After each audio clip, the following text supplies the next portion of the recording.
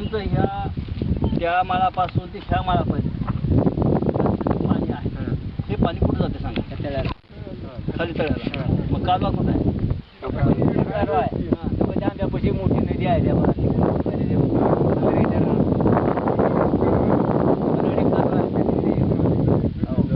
तीन कालवे येतात, 4 कालवे येतात. तिथून खाली एक कालवा आहे तिथं, अशी मोठ्या नद्या आहेत अशा 4 कालवे. 4 कालवे, एक नदी 4 कालवे, एक नदी 4 कालवे. तर ती शेवटी 3 कालवे 4 कालवे त्या नदीला मिळतात. हा, इथे शाळा खाली भेटतात गावच्या म्हणजे हे बघा असा तुमचा भाग आहे आणि मध्ये तुमचं एक नदी आहे त्याला कालवे नाका.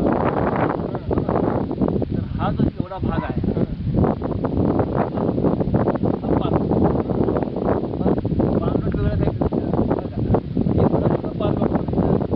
ह्या पाणलोटामध्ये जे तुम्हाला मी रात्री समजावून सांगणार आहे ते इथं प्रत्यक्षात सांगू लागलोय. या कार्यक्रमामध्ये एक अतिशय महत्त्वाची जी गोष्ट आहे ती म्हणजे लोकांचा सहभाग. जोपर्यंत या कार्यक्रमाला लोकांचा सहभाग मिळणार नाहीये तोपर्यंत हा कार्यक्रम यशस्वी होऊ शकणार नाही.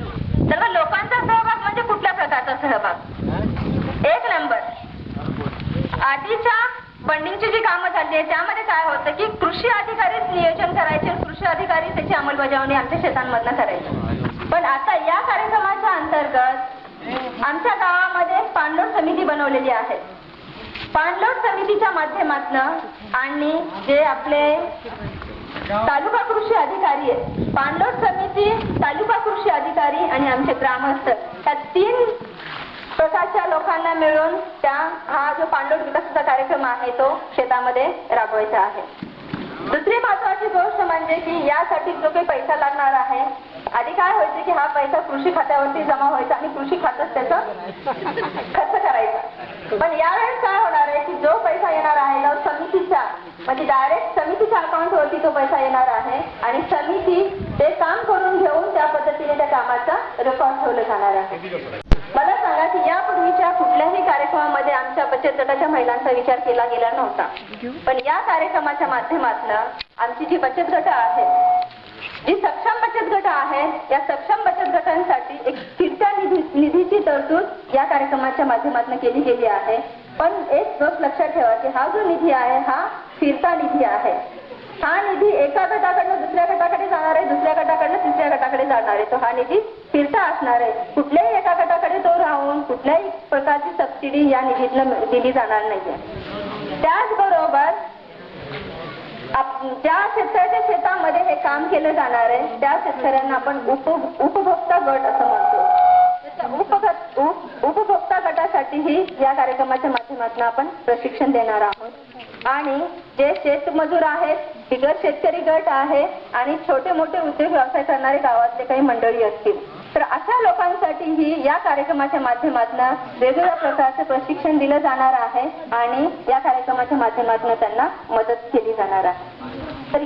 नाही काही सदा तुझ्याच सेवेत राही, घर मागत नाही काही सदा तुझ्याच सेवेत राही. फक्त लहान झाडाचा नकला जनावरांपासून संरक्षण, एकंदरीत कोणीही त्याचा शेतात तोडू नये याच्यासाठी आपल्याला सुरू केले आणि लहान झाड असताना जरा पाणी देते. त्यानंतर 5 वर्षाचं झाड थोडं मोठं झालं पुढ्या आणि पिढ्या आपल्या लेकर बाळाचं जे फळं खाणार आहे आपण त्याच्या सावलीला बसणार आहोत. आणि म्हणूनच घर मागत नाही काही सदा तुझ्याच सेवेत राही, घर मागत नाही काही सदा तुझ्याच सेवेत राही. याची जाणीव तुला राखता नको घालू मुळावर घाव, याची जाणीव तुला राखता नको घालू मुळावर घाव. संपली गाडी संपल मानव संपल तुझा तुझाव, संपली गाडी संपल मानव संपल तुझा तुझाव. गाडीला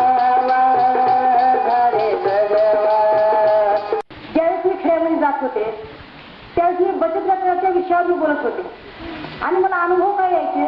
ज्यावेळेस मी बोलू लागले की बचत गट करायचं, 10 महिला जमल्या पाहिजेत तर मला महिला भेटत नव्हत्या.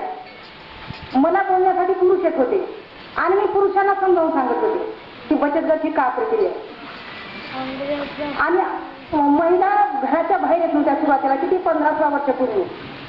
पण आता तर असं झालंय कार्यक्रम असतील तिथं महिला आवर्जून येतात आणि ही खूप चांगली गोष्ट आहे. तर महिलांनो, संस्थेचा कामाचा पूर्ण आढावा तुमच्या लक्षात आलेला आहे की संस्था काय काम करते. पूर्वी काय व्हायचं की महिलांना बाहेर निघायचं म्हणल्यावर खूप अडचणी यायच्या. सावित्रीबाई फुलेचा काळ घ्या, वेळाच्या आतील नंतरचा काळ घ्या, 150 वर्षापूर्वीच्या आधीच्या काळाचा थोडं अनुभव बघा. महिलांना बाहेर निघत असताना इतक्या अडचणी यायच्या की त्यांचं क्षेत्र कोण करायचं, चूल आणि मूल, बाहेरचं कोणतं काम करायचं ही बाई करू शकत नाही. अशा प्रकारचे बायाबद्दल एक समजत होती.